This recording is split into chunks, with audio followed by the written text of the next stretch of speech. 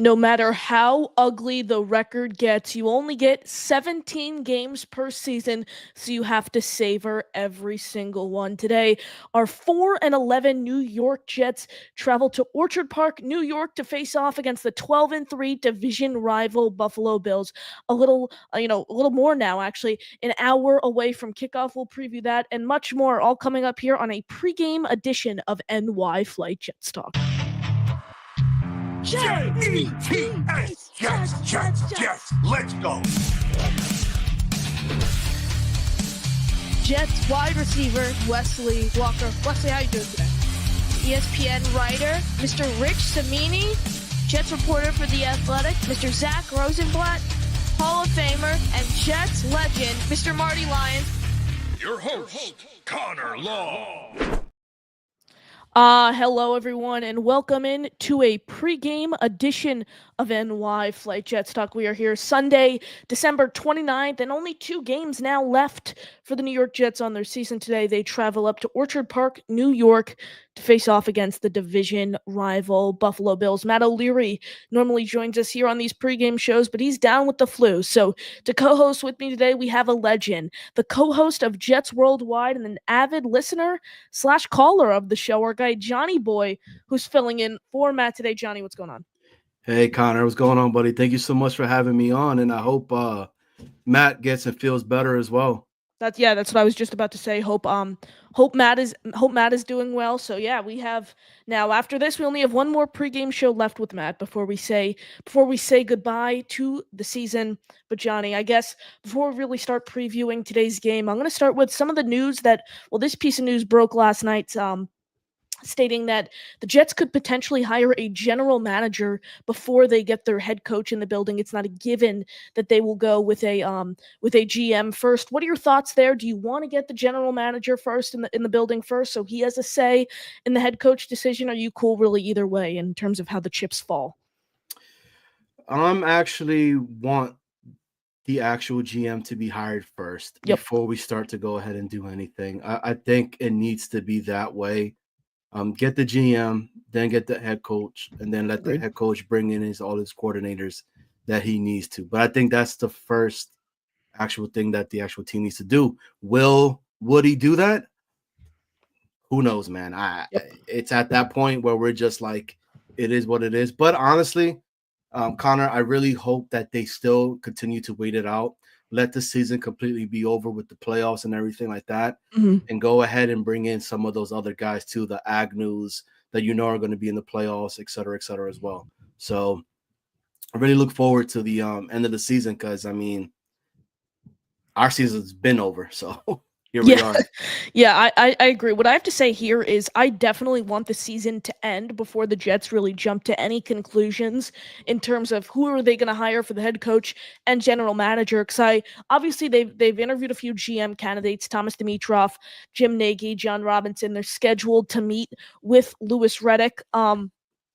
As for the head coach job, though, I don't think there's a lot of coaches that are not currently with a team that the Jets are going to interview. So I want the season to end before the Jets really offer the job to anyone. Because still, you mentioned a Ray Agnew there. Mike Borgonzi's another one. Mike Greenberg. These guys that the Jets are going to want to speak with for the general manager job. And, they're going to have to wait till the end of the season to speak with them because they are currently with a team. Now, Johnny, are you prioritizing experience really when it comes to this position? Do you want to go the young, innovative route? Are you going to want to go a veteran route? Where do you stand right now with the head coach GM search in terms of what you want to prioritize? I'm torn between both of them because I think if we're going to go with a brand new innovating type of, offensive minded individual, I would probably go and say, Ben Johnson, especially after that one play he did the other day where it looked like he freaking Jared Goff went ahead and looked like he was about to fumble the ball and then he throws it. Like that was amazing to me. But I would want to go that way. But honestly, I'm leaning more towards the experienced coach. I've been saying it from the very beginning. I would love Flores, and then my second would be probably Vrabel at this point. But I'm a big Flores guy. To see what he could bring to this actual team itself, I think is what's needed. But at this point, I honestly, I don't know, because with the season is over, the rumbling conversations about Stefanski, right? the Kyle Yes. Shanahan conversations and all that. It might be just smoke, but you never know, right? So why not wait and see what really occurs? Yeah, I agree. So I'm prioritizing experience here. The two guys at the top of my list, Vrabel's one, Flores is two. If the Jets were to go the first timer route, there are two guys that I would approve of. First off is Aaron Glenn. He has experience with the organization, played 8 years with the team. Obviously, Jets selected him in the first round. Then he spent 2 more years with the organization after his retirement, where he served as a personnel scout. So he has the history with the organization, and also his connections that he has in Detroit's building. I think he could form a really solid staff, whether it's the offensive side of the ball. He could potentially bring in Taylor Engstrand, Detroit's passing game coordinator, who's poised for a promotion. Kelvin Shepard, their linebackers coach, is going to be up for a DC job in a year or two. And then GM, you have a John Dorsey or a Ray Agnew you could potentially bring in here. So I like Glenn because of his connections. And who's the I like Glenn as a first timer. Liam Cohen is the other one that I was thinking of. Again, he has connections in that organization. I think Ken Norton, no, Larry Foote is the defensive assistant with the Bucks. He has DC experience. I think he could come in and be a solid DC.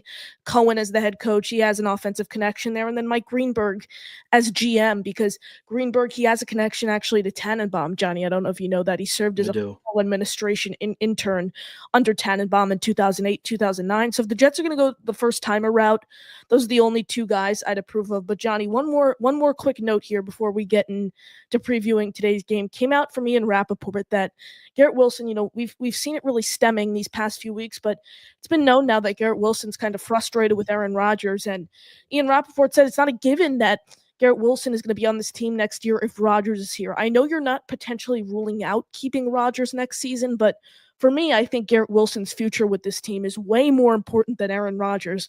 Let's say that becomes a problem, Johnny. Are you okay pivoting to a Tyrod Taylor, Justin Fields, Jameis Winston, maybe even an Andy Dalton next season? What are you thinking there? Yeah, if the choice between Garrett Wilson and Aaron Rodgers is the two choices that I have, it's very simple and easy for me. It will Yep. be Garrett Wilson Yep. with the young 1,000%. playmaker to be able to be there. He is the future for this team. I think he brings in that I would want to coach this team because he's one of the weapons that I would be able to go ahead and Hmm. utilize. So for myself, right, Garrett Wilson's a winner. He's frustrated. I mean, anybody would be pissed off and frustrated with what's occurred and all that. What he's doing with the carousel of quarterbacks that he's been given is Yes, amazing to me for sure. as well. So, yes, if that's the case, I mean, run it with with Tyrod, run it with Justin Fields. I've been a Justin Fields guy. Same I here. know a lot of people don't like him and stuff like that. It would be intriguing to see who would be the GM, head coach, and then the offensive coordinator that would be able to assist with that. And the other thing I wanted to touch a little bit quick on what you just said, Connor Yes. Greenberg. He's a hometown guy too. He's a Long Island guy, if I'm not Yep. mistaken. Merrick So, from Merrick, yes. So yep. is So, Brendan Brown, the assistant, Giants assistant general manager, who's a younger, innovative guy who might be up for the GM promotion. but I'm Garrett Wilson all day, every day, man. We haven't had a player of that caliber in, I mean, how long? Maybe Yeah, since he's gonna be the first player in Jets history to hit 1,000 yards his first 3 seasons. He's only 13 away now. exactly. So, Yeah, it's a really interesting scenario. But everyone, appreciate you joining us. Smash that like button. Make sure you are subscribed to the channel. Get your questions, comments in the chat. We'll be sure to get to all of those. You want to call into the show? Do so by clicking the pinned comment in the chat. Get your super chats in. Appreciate all of your support here. Let's say what's up. Our guy Chris J joining us. Chris, appreciate the support. Wild Wave, good to see you. Antonio, good to see you in the chat. Jimmy Jets, good to see you. Murph, good to see you in the chat. Antonio, hire the GM first, only if that's what Vrabel wants. I think Vrabel, in this scenario, I think Vrabel wants to be in the building first if he's going to get hired, because I think he is going to want say in the general manager hire. Johnny, what would you tell Vrabel if that's what he wants?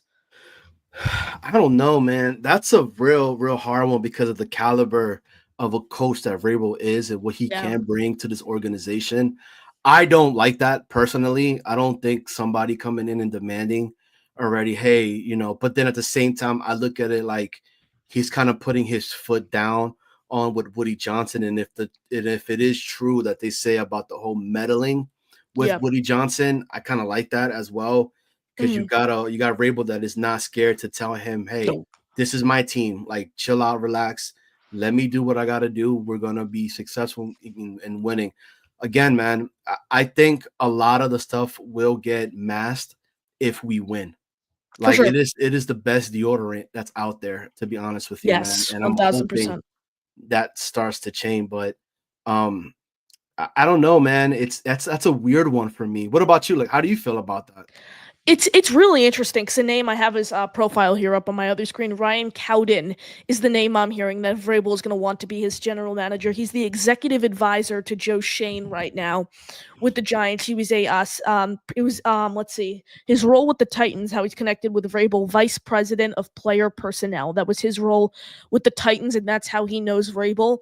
Honestly, it's interesting because I really want Vrabel to be the head coach. I think he's the most experienced out of anyone on that list. But again, I don't want someone like Ryan Cowden to be the team's next general manager. I honestly wouldn't mind. I think a more robust coaching staff that would be more well-rounded would honestly be, I think, who Glenn would bring in. Quite honestly, because you could get a guy like Kelvin Shepard, who's been pounding on the door for a GM, for not GM, excuse me, DC job recently. Make him your defensive coordinator with Glenn, who's your defensive-minded head coach. And then at OC, you could bring in Tanner Engstrand, who knows what it's like to be a part of a winning coaching staff, and then a John Dorsey or a Ray Agnew as GM. I'd prefer that over, Vrabel head coach, Jim Schwartz defensive coordinator, Tommy Reese OC, Ryan Cowden GM. I just think it's more, well-rounded, so to speak. So I don't know. It's interesting, but if Vrabel's willing to work with a John Dorsey or Ray Agnew, Thomas Dimitrov was in the Patriots organization when Vrabel was a player. Like if you get those two in, that's signed, sealed, delivered for me. That's the dream. But I don't think necessarily to sacrifice the GM job is the right move just to get Vrabel in.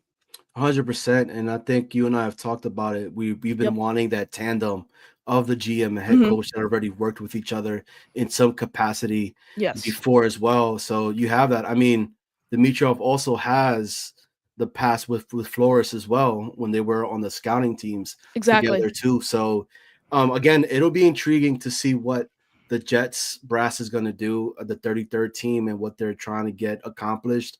I look forward to it. I cannot wait. I wish we could just press fast forward Yep. to get it to that point already so we could see what's going to happen with, Aaron Rodgers, who's going to be whatever they're going to be doing for next year. There's just Hmm. so much unknown right now that I'm just like, I can't believe we're here. Yeah. We should be talking about in the playoffs and what we could do to make a run to go and get that Lombardi, but that's Yeah. not happening. For sure. Alan, is that a Tony Adams jersey? I heard it'll be on clearance for $5.99 in 2 weeks. Yep. Alan, Tony Adams got it right before the season started, so I bet you it's not as expensive as it first was before the season started. See Alan coming back in again. If I'm the Pats and I watch a 40-7 drubbing at home yesterday, I'd fire Mayo and hire Vrabel. I honestly think Vrabel would consider taking the Pats job over the Jets. First, he has the history with the organization, and they have the young quarterback there and Drake May, who's proven he could do great things. I do think there's a legit shot Mayo could be one and done. I don't think he deserves to be one and done, but I think Robert Kraft has a reputation of being an impatient owner. I think he might go out and fire him after this season. Johnny, what are your thoughts there? And could you see him potentially taking the Pats job over the Jets job? Um, I don't know, man.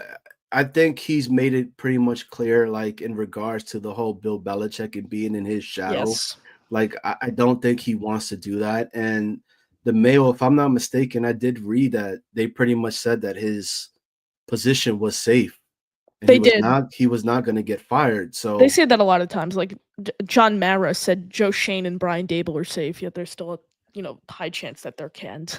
and I tell you this much, if Dable shakes off, that's an OC that I would love to bring on over here to Mm, work with one of the if we are gonna go like the Justin Fields, if we're gonna go that type of route with a younger guy, or we draft yes, somebody that to be able to go ahead and coach them. But I don't know, man. I don't think he goes. I don't think Vrabel takes the Patriots position because I just think there's other places too. One of the ones for me is the is Jacksonville, man. I think Jackson was a little bit of an intriguing place to go ahead and be a coach that you could essentially take over and then kind of have full reins of everything, if I'm not mistaken. So, but no, I don't think he takes the pass job itself.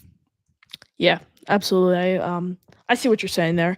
Let's see, who else do we have? Wild Wave Aaron Glenn is a close second for me, and that's because he's also a culture guy and leader as well. That's why I have him so high up, and his connection, obviously, with the Jets organization. I compared him to Herm Edwards, Johnny, just based on his fiery personality. What are your thoughts on that comparison? You think of him kind of as a Herm Edwards type guy?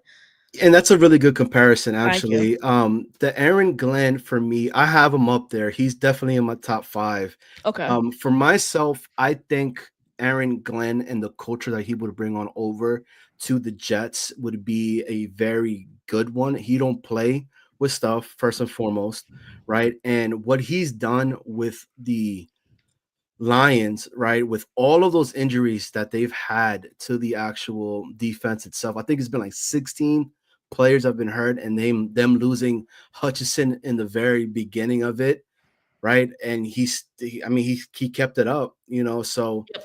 and the whole bringing of Agnew, I like that a lot For itself, sure.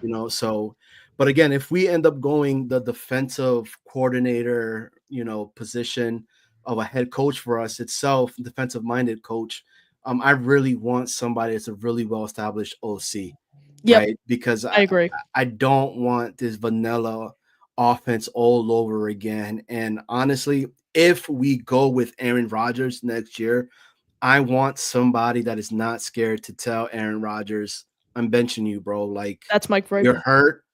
You need to go ahead and sit down. And Exactly. this is what's best for the Jets organization itself.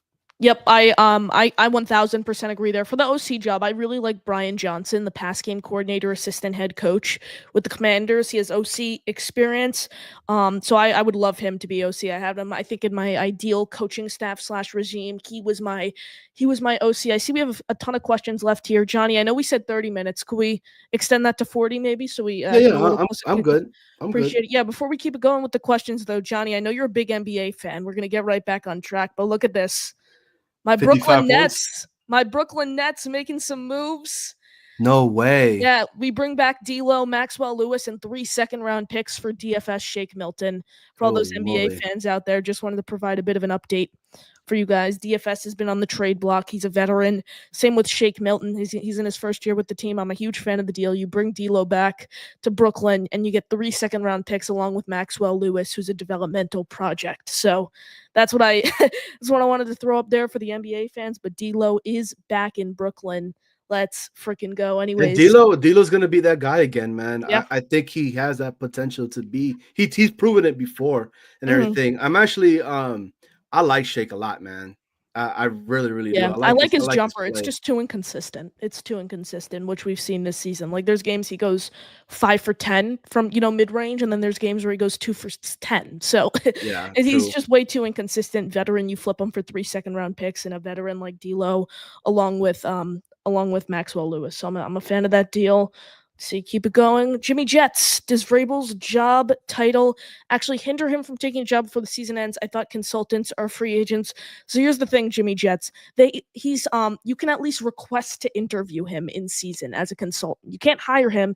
He's currently with a team, but you can request to interview him because he's not currently serving as a head coach. He's just a consultant with the Browns organization. It could be a shake, a handshake type of deal, and say, hey, Exactly. once we're able to go ahead and do that, we're gonna hire you at this and et Yeah. cetera, et What cetera. GM do you want? What OC? You get that done. So boom, season ends. You fires everyone on Black Monday, I think it's called, right after Yep, the yep, season ends, yep. and boom, have a plan in place. That's what we saw with the Commanders search last offseason that Rick Spielman helped run. Things move really, really quickly there. So I want that to be the case here. I want Connor, let me everyone. ask you something really quickly, right? Mhm. Would you want to bring back anybody that's currently on the actual coordinating jobs that we have here with us, like maybe a Ron Middleton or I don't know. Ron Middleton's a tight ends coach, so I mean I don't really care. I think Brant Boy. I want basically everyone gone. If Vrabel comes, remember Todd Downing was the OC under Vrabel, and he only got fired because he had that DUI. So that's the only reason he got fired. I could see him staying in this organization. I think even quarterback coach might be a little bit much for Downing. I'd say if he stays, it's probably a senior offensive analyst, something role like that, offensive assistant. I although though I want everyone out. I think you need a clean house, a new culture, new everything. Keith Carter's definitely gone if Vrabel comes in because Vrabel and Keith Carter did not have a great relationship in Tennessee. But I want everyone gone. I want Brett Boyer out of here. He's survived way too many A new hundred regimes. percent. I want everyone gone. I want to start fresh. So that's where I stand with bringing the coordinators or the positional coaches back next season. Antonio, I'd rather see Fields run around than Tyrod. I mean, Johnny, I'll go first here on this one. I guess my thing with Fields and Tyrod is I love Fields. I want him. I know you're a huge fan of him, but if he's banging on the door asking for a 3 or 4 year deal with a higher average annual salary than Tyrod, like a lot higher, lucrative deal, I'd rather just take Tyrod. He's under contract next season already, 2 years, 18 million. His money's guaranteed. I think this is going to be a 1 year bridge guy. Maybe you draft a Quinn Ewers if you get high enough, a Shadur, a Cam Ward, a Jalen Milrow if he ends up coming out and declaring for the draft. Carson Beck, who could be a day 3 guy, and then have them sit for. You're not a fan of Beck, and after the Tommy John. I'm a Georgia guy too, so I'm a Okay. dogs. I've been rooting for Gunner to take over Wow. Carson Beck's position for a very long time itself, Mm, and I do not want Carson Beck at all. Honestly, the one that intrigues me the most is Milrow and everything. I think if you bring in the correct same here. offensive coordinator itself, you have something there. Justin Fields, I'm on the same boat with you. If he asks for 3 to 4 years, I'm like, no. I think a 2 year Yep. deal to see what you really have with them and then kind of go like a prove it type of deal. Then you go with it and see what we got. But I don't know, man. I'm on the same thing.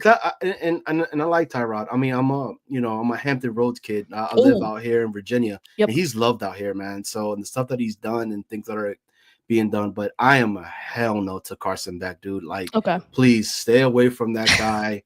Like, if you go look at any of the games, he's been saved because of our running game and all that. So I would just stay away from that guy. Stay away from Yep. that guy. Stay away. But Milrow is the one that intrigues me the most itself, to be honest with you. Yeah, Milrow. I'm a fan of Milrow because he's a dual threat guy. I mean, I watched 2 of his games. I'm planning on watching a few more. He reminds me the way the Colts utilize Anthony Richardson. That kind of reminds me the way how Alabama utilizes Jalen Milrow. A lot of direct snaps. His accuracy is inconsistent at best, especially in the deep balls, which is a concern. I feel like the thing is, if you're getting Milrow, you're in for potentially 2 years of sitting. I'm not taking Milrow in the first round under any circumstance. But if he falls to, I think we're pick 38 or something like that in the second round, he falls to us at the top of the second round. I think you have to take him. I really do. I don't think I think I have him as my third quarterback in this class, really behind Shadur and Cam. So I think those guys are going to go to the 2 teams that need quarterbacks, the Raiders and the Giants. And then I think there's a solid chance that Milrow could potentially fall to the second round. So that's where I am with Milrow. Let's see. I see we have a ton of comments in the chat. Keep throwing them in, but I know we only have about 15 minutes left. We're going to get to the rest of your comments at the end and really get into the main point of this show, which is previewing today's Week 17 matchup of the New York Jets against the Buffalo Bills. Johnny, just end the season, JETS, every single year. Week 17, Jets are 4-11. What is your expectation for today's game coming off a 19-9 home loss? Um, I think it's going to be a close one. Honestly, I see Aaron throwing for 2 touchdowns in this game, and I think Brees runs one in. But I think it's like I think the Bills score like 30-ish points, and then Yep. the Jets are at 21, and that's where we're at. Honestly, man, if it was up to me, I would love to see with the younger guys and see what we have with them moving into the future itself. We have a lot of injuries again that are coming into this game. I still cannot believe that Greg Zuerlein is given Yep. another chance to play in this game itself. And I think doesn't Aaron Rodgers has 2 records that he could break this game, right? Yes, it's The the passing. 500. Yeah, 500 touchdowns with he's trying to get it to Devontae. That was made abundantly clear last week. And then I think there's a passing yards record that he's trying to hit. And he's in the top 10 for touchdowns right now. So I still think he's trying to continuously throw the ball in the red zone. Agreed, 100%. So I don't know, man. I just hope what doesn't happen is that we end up seeing Mitch Trubisky come in and Mitch is like going off on us, because that would be the hugest slap to the face as Jet fans, man. And at that point, you're just like, why, you Yeah, know? So, but I don't know, man. There's nothing in this game. I'm just going in there just to watch the game. I still watch it no matter what, for sure, and 1000%. it's just gonna be a hard watch. My wife goes, Yeah. "Hey, you really gonna watch the game today?" I'm like, "Of course." You're gonna be right next to me watching it with me as well. Yeah, word. It's gonna be a tough one. I think it's interesting because the Jets have won several games they were not supposed to win this season, and they have lost several games they were supposed to win. So, I think anything could happen, but I really don't think it's going to be a fun game. I think there's the potential it's similar to last year when the Jets played down in when the Jets played up in Buffalo. I think it was I don't remember the final score. I think they scored it was they had a fake. The only good play I liked in that game was the Brendan Eccles fake punt. That was a nice gain, and they got that nice first down. That was when the special teams didn't cost us games. Johnny Yeah, boy, no. oh the good old days. But yeah, last year was a blowout. I remember Tim Boyle and Izzy Abanikanda came in the fourth quarter. It was brutal. I don't want it to be as bad as the Cardinals game a few weeks ago, but I think there is the potential if the Jets don't take advantage of certain opportunities that it could really get that ugly. I don't want that to happen, but I think there's potential that it happens. I have the Jets losing by 2 or 3 scores today. I think it's something like 14-30, something in that kind of scoring range. Johnny Olufashinu, plantar fasciitis, he's out for the rest of the season. He was someone a lot of fans were going to watch these final 2 games. Now, who are the guys you really want to hone in on? The young guys you want to keep your eye on these final 2 games. Your guy Malachi Corley, he's actually playing today. He's I active. know. So who are you looking at these next 2 games? So I saw Stiggers is not going to be playing Yep, as he's well, inactive. so that sucks because I wanted to see him Okay. as well. I'm glad Malachi Corley is going to be playing. Let's see what you got with the tandem of Braylon Allen and Isaiah Davis. Mhm. I want to see that as well. I was looking forward to the Olu, but honestly, man, I think it was a lot more better news in regards to Olu's Yes. injury itself, because in the very beginning, everybody was saying Liz Frank injury and all that, to where that could have been horrible if that was the case, because that's Agreed. something that could linger for a very, very long time. Um, again, I don't know, man. Like, I want to see how Sherwood is going to be playing against this, right? Let's see what he does. Let's see if he's been leading the team in tackles this year as Yes. well, which is huge moving forward. I don't know, man. Like, I want to see how Garrett plays in this game, to be honest with you. That's the one that I'm looking most forward towards and everything. Honestly, I would love to see the 500 go to Garrett Wilson, and Okay. Garrett Wilson, like, it's thrown on a slant and then he just takes it to the house. He Yep. never even gives never gives Devontae the chance to go ahead and do that, Yep. so, and it goes from there. But Yeah. what are your thoughts? So I want to see Corley. I want to see him get involved. I want to see way less of Lazard. He needs to be cut. Crazy as it sounds, Johnny, people were saying he's this bounce back player, blah blah blah. He actually has a higher drop rate this season than he did last year, and his drop rate last year already led the league. So he's a higher drop rate. He's second in the league. As of last week, he was second in the league, trailing just Dontavian Wicks of the Green Bay Packers. So I'm gonna look out for a guy like Malachi Corley. You mentioned Stiggers being inactive. I don't disagree that you're upset there. I wouldn't have minded. I wouldn't have been upset to see Stiggers again. He's a young guy, developmental project. You're gonna want to watch. You mentioned Isaiah Davis, Braylon Allen. I want to see a lot of Isaiah Davis today. I feel like Braylon Allen's really gotten his opportunity all season long to prove why he's an elite running back. Isaiah Davis he's had 2 nice touchdowns this season. Why not keep going to the well with him? Give him more opportunities. Let's see what he has, and potentially he could be that 1-2 punch with Breece Hall instead of Braylon Allen. I was a fan of Braylon Allen coming out of the draft. I thought he had a nice start to the season, but I think after that Tennessee game, fans really started to overrate him. a little bit, and now we're seeing they're not even really using him in short yardage situations anymore, Johnny. We look and we saw the 4th and 1 in our own territory last week against the Rams, and boom, they did 4th and 1 with Brees Hall, and he still couldn't even get the 1 yard. So they clearly don't have enough faith in Braylon Allen for these short yardage situations. So it's going to be interesting to see how they, again, like you mentioned, utilize that running back tandem today. Now, Johnny, DJ Reed told Rich Samini's ESPN that it's almost guaranteed he's going to hit free agency. Jets obviously extended Michael Carter II over him last offseason. Carter's campaign really this season has been riddled with injuries. If you could go back in time, would you have, given Reed the bag? I love Reed, man. I've been on here talking about Reed, but I always said I'd rather give it to MC2. And I will stick with Okay. that and say it was given to the right individual in MC2, because if MC2 would have paid free agency, he would have gotten paid a lot more, Yeah. to be 100% honest with you. I think DJ Reed is great. I think he's a great leader. He's another leader that's not talked about enough in the locker room Mhm. itself. But honestly, man, why not have him come back? It's just tough, man. I know he's gonna want more Yeah. money. He's gonna ask for a lot more. So that's why I was looking forward to seeing Stiggers, to see that. I mean, Jay, was it Converse, if I'm not Yeah. mistaken? He's inactive. He's inactive again. Oh yeah, see Mhm. that. Who is the left tackle going in? Is it gonna be Mitchell? I think it's gonna be Mitchell. Yeah. Yeah, it's gonna be Max Mitchell. So We'll see on the first possession. But because Carter Ward's more of a right tackle guy. correct. He's gonna pretty much sit behind Moses. So yeah, I think it's gonna be Mitchell who gets the nod at left tackle to start the game today. Yeah, but the DJ Reed situation, man. I mean, at this point, it is what it is.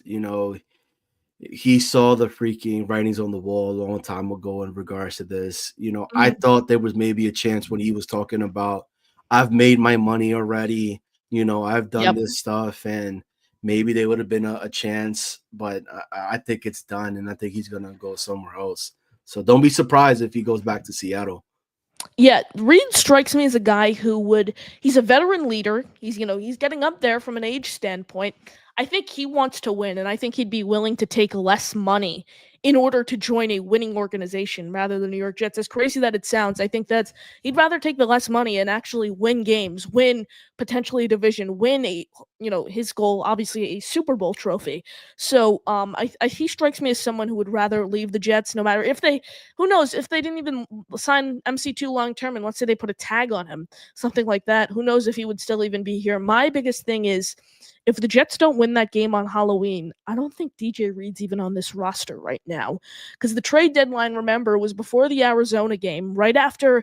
Right, I think it was November 1st. I think it was the day after the Halloween game. Let's say the Jets lose that game, and the playoff hopes are pretty much down because we came off that win and was like, we don't care. You get to 5-6 at the bye, you have these playoff hopes, and boom, they don't trade him coming off that win, and then you lose 30-6 in Arizona, and boom, the playoff hopes are pretty much already crushed. So if they lose that game, you could have gotten because Marshawn Lattimore was traded for a solid amount of picks. Who Mhm. knows what the Jets could have gotten in exchange for DJ Reed? I think it would be better to get something then than now have him walk in free agency, which I think was already a given, no matter how far the Jets made it in the playoffs. So in all honesty, I was rooting for the Jets to trade Reed at the deadline, but I want him to do great things throughout his career. I think he deserves to win. But everyone, smash that like button. Make sure you are subscribed to the channel. Appreciate all the support. Get your questions, comments, super chats in. Call into the show. Pin comment in the chat. Follow Johnny Boy and subscribe to his YouTube channel, Jets Worldwide. We have about 5-7 minutes left here, and then we're about 20 minutes away from kickoff. So let's get back to your questions in the chat. Let's rapid fire through these. Let's see. Murph, most tempting thing about having Glenn as head coach is he could bring Agnew with him. I think the more tempting option, Johnny Boy, is really bringing John Dorsey, who's 56 Mhm. and 55 as a GM and as a general manager in his career as an executive. He's drafted Patrick Mahomes, Baker Mayfield, Denzel Ward, Eric Fisher, Chris Jones, Travis Kelce. Who would you take if Glenn really came here? Would you prefer bringing Ray Agnew, who has a connection to the Jets organization through his son, or a guy like John Dorsey, who has a ton of experience in the job? I would. Dorsey has been my number two for a long time, so I would Okay. have to go ahead and say Dorsey because of the experience of what he has done and what Yes. he's been already proven in the past itself. But I wouldn't be upset with Agnew over here too. I mean, the Agnew, I've said it a long time ago. His son is one of the scouts for the Jets and all that. Why would you Yes. not want to come over here where you could essentially promote your son, right, to something else instead of just being the scout team and kind of go from there? Mhm. There's a lot of stuff, man, that again, the tandem stuff. So the Glenn and Exactly. Agnew for myself, I would love it. The Brozingis, if I'm not mistaken, Borgonzi Braganzi, with the Chiefs. he has the relationship with Flores as well from the Yes. past too. So again, for me, I'll be happy with whatever tandem comes along. So if it is a Agnew and Glenn, if it is a Dorsey and Glenn, as long as they've worked together in the past, I do not want a Todd Bowles situation all over again with an No, is they no. where it only worked maybe for a year and then it went downhill Exactly. after that. So Yeah. I I 1000%, understand what you're saying there. And then Murph comes back in. I'm tired with first time head coaches with defensive backgrounds. But I want to get your thoughts though, Johnny. My whole thing with Glenn is he has connection with the organization, and I think based on his connections in other organizations, primarily Detroit, I think he's able to surround himself with a solid coaching staff. 100%, and that's why I say, like, if we do go with the defensive minded head coach, I want a very strong, strong, strong offensive coordinator that can come Yes. over here. That's why if the Dable was to pop out and all that. Now, the one individual that for myself, if he makes it out there and if it's true what they're saying, or I think it's more fan ran to be honest with you and all that, but the Kyle Shanahan situation, if he comes out, man, give him everything that you can, Yeah. and that would be huge. Him or Stefanski, because look what Stefanski has Yeah. done too with over there as well. I think you could get Stefanski as a free agent head coach, but Johnny, let's say San Francisco puts Shanahan on the trade block. What are you offering? Are you going as high as a first round pick potentially? We had this conversation the other day, Yeah. and I was one of the guys that said yes. I would, Uh-huh. because to me, again, within the draft itself, a lot of these players are not proven yet, right? So you don't know what you have Mhm. with them, and within our history of us drafting players and what we've had, they've never come to be the players that we thought they're supposed to be. You got Yes. a proven individual like that that's had Mr. Irrelevant, where nobody thought this guy would Mhm. be, and look what he did with him as well. So I would give up some first rounders for Shanahan, to be honest with you.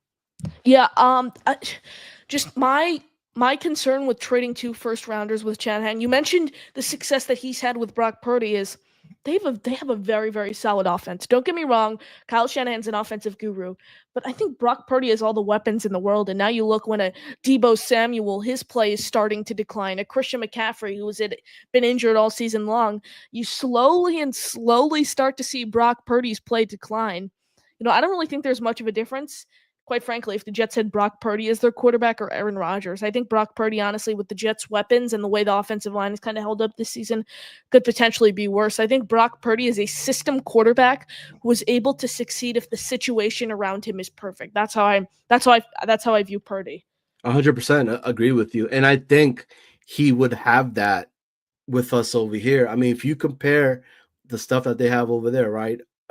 And I think Wilson is way better than any of the receivers that they have over there in San Fran. But you got Well, you Wilson, have AU. Debo and Kittle too. Like that's a good one-two punch. 100%. Yeah, you're right. I forgot about Kittle. Yeah. Kittle's a game changer. But again, I mean, CMC, Brees, right? Mhm. I mean, Corley is supposed to be essentially the Debo, right? For us over here, it's just not utilized like that. I don't know, man. It would be intriguing to see what that. Imagine if Kyle Shanahan does that and he says, and Sam Darnold's out there and he's worked with Sam Darnold. Yeah. It would be crazy to think of something like that. But that's wishful thinking, Yeah, you I know. think Darnold's ending up going back to I think so Minnesota. too. But imagine, even if they could just make a run, win the division which I think is the hardest division in all of football to win this season. Go ahead and win that division, and then even Johnny, as crazy as it sounds, I wouldn't rule the Vikings out of Super Bowl contention if you really think about it.